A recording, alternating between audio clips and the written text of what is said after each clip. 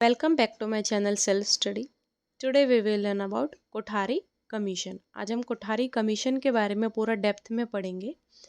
अगर आपको इस चैनल की वीडियोस अच्छी लगती हैं, यूज़फुल लगती हैं, तो आप इस चैनल को लाइक करें, सब्सक्राइब करें एंड शेयर करें अपने फैमिली फ्रेंड्स के साथ।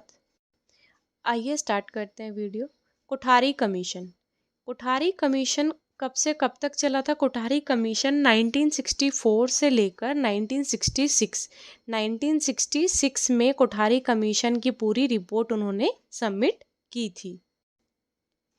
Indian education commission is mostly popular as Kothari commission on secondary education was set up by government of India.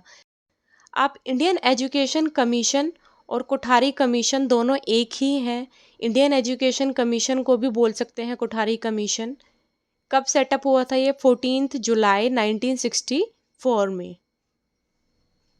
To evaluate the education system in India, education system को improve करने के लिए Kothari commission को लाया गया था। Daulat Singh Kothari was made the chairman of the community.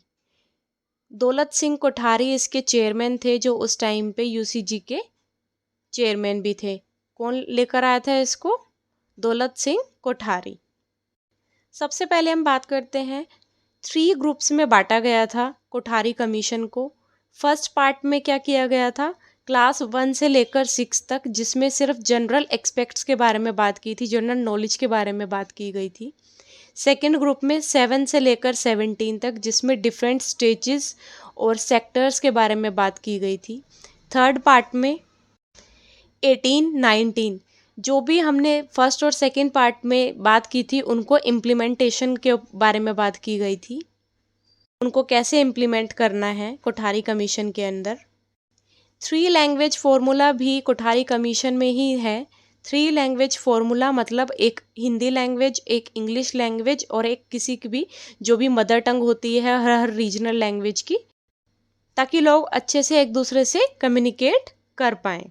The objective of Kothari Commission were assess the state of education in country, identify shortcomings and disparities, and recommended measures to improve the quality and accessibility of education at all levels. The main motive object Kothari commission का education system को improve करना ही था। Kothari commission made several recommendations were included the following. काफ़ी सारी चीज़ों पे Kothari system ने वर्क किया to improve the education system. एक एक करके हम देखते हैं। वैसे अगर हम पूरा इसका पीडीएफ देखोगे आप इंटरनेट पे, तो 365 पेजेस का है, काफ़ी लेंदी है एंड उसका इतना ज़्यादा ज़रूरी भी नहीं है। अगर आप मेन पॉइंट्स अगर लर्न कर लोगे, वो भी आपके लिए इनफ रहेगा। आइए अब देखते हैं कोठारी कमीशन ने किस किस चीज़ों पे वर्क किया था। Expansion of educational facility. The commission recommended increasing the number of educational institution and infrastructure in existing institutions. Educational facility को बढ़ाने के लिए वर्क किया गया था कि एजुकेशनल के जितने भी इंस्टीट्यूट्स हैं उनको बढ़ाया जाए, एक्सपेंड किया जाए। Reorientation of improvement. The Commission proposed a reorientation of the existing educational systems to make it more relevant. उनको और improve किया जाए education system को। Education for all. Commission proposed making education accessible to all the sections of society. सबके लिए education same होनी चाहिए। Gender, cast, religion कोई भी बीच में किसी से भेदभाव नहीं करना चाहिए। सबको इक्वली एजुकेशन प्रोवाइड करवानी चाहिए, चाहे कोई किसी भी बैकग्राउंड से आए। Equal opportunity. Commission recommended providing equal opportunity to all students regarding access to resource. सभी स्टूडेंट्स को इक्वल अपॉर्चुनिटी प्रोवाइड करवाए, एजुकेशन सेम दी जाए, उनको फैसिलिटीज़ सारी सेम दी जाए, कोई भी भेदभाव नहीं हो।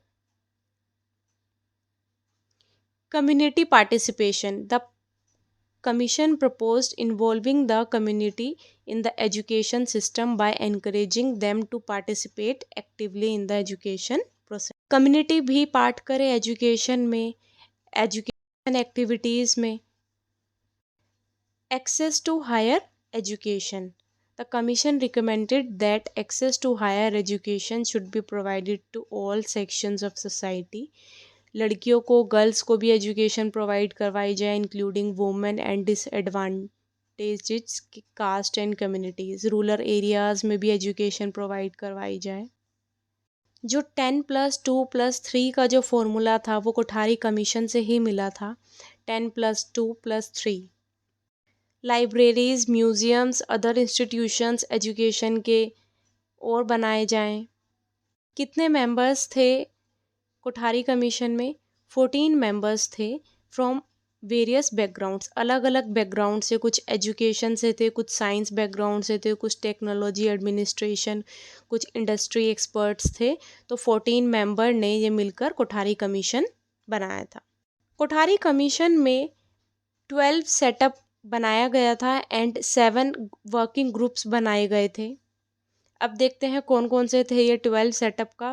फर्स्ट है school education, higher education, technical education, agriculture education, adult education, science education and research, teacher training and teacher status, teachers को भी ट्रेनिंग प्रोवाइड करवाई जाए, स्टूडेंट्स वेलफेयर, न्यू टेक्निक्स का यूज़ हो, methods, man power, educational administration and educational finance. These are the 12 task forces in Kothari commission. And working groups कौन से थे?